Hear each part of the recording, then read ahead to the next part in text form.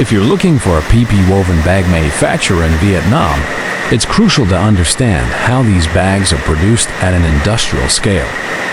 In a real PP woven bag manufacturer in Vietnam, production is fully controlled from raw material to the finished product. The process starts with polypropylene extrusion, where raw polypropylene is converted into yarn used for weaving. Next, the yarn is woven into fabric using circular looms to create the base material for the bags.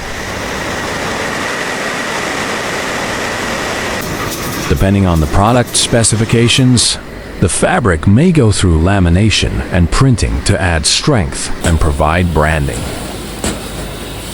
The fabric is then cut and sewn into bags of the required size and specifications. Throughout the production process, quality control is strictly maintained, with checks on fabric consistency, strength, and printing accuracy.